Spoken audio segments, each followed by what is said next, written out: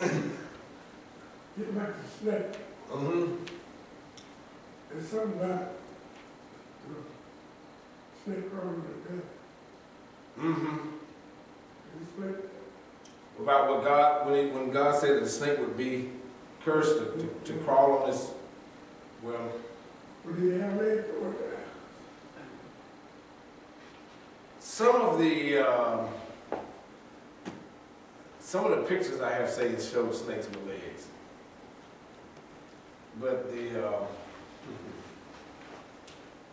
I heard that. I have to go back and look that one up. Now, the thought that comes to mind though is because is this. The idea was standing up like a man, because it was them. That whole notion, that whole conversation really came from within themselves.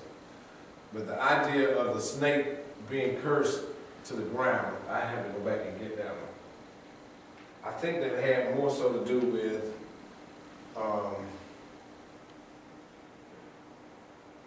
a tie with the earth, but in a negative way.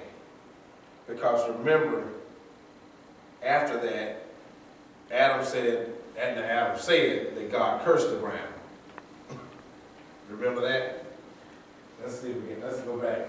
But there's a portion of scripture where he says that God cursed the ground, and that I think has to do with.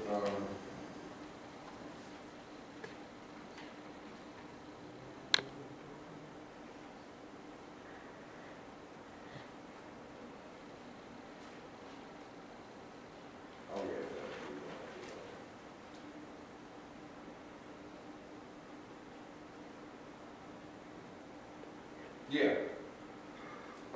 And look at this now. He said to the serpent,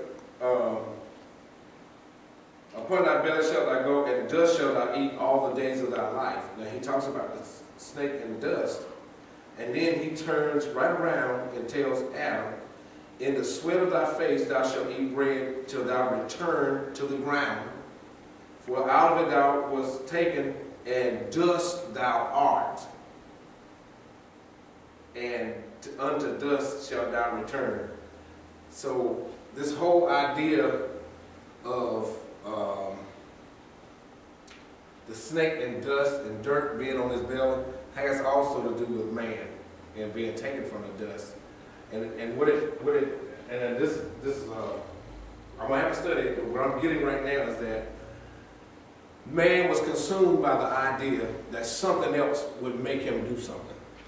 And so that's why the snake would eat dust, because out of the dust, that's where man came from. And man, from their testimony, they made it seem like the snake had eaten up their life, or eaten up their ability to make the right decision.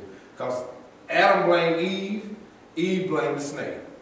So they both basically said, it's his fault. So out of dust did we come, and the snake's going to eat dust all the days of his life, meaning that Satan will in their testimony, they were saying we've been overcome by the snake. But really it was overcome by an idea. They had been truly overcome by an idea. And that, I'm gonna do this, I'm gonna put this,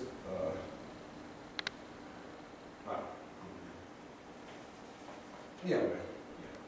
There's a tree. I'm gonna put the garden over here because I need to use the other side. There's the garden. Here is the tree. They said it was in the midst. That's symbolic to it. And then here's all these other trees. All this stuff around it. Now, it seemed kind of, I think man, when they went back and wrote the story, they really were trying to take responsibility off of themselves.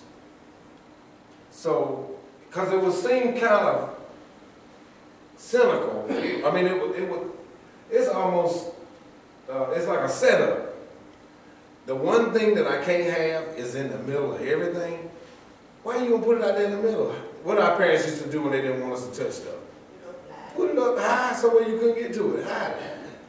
Why are you going to put it right out here in the middle?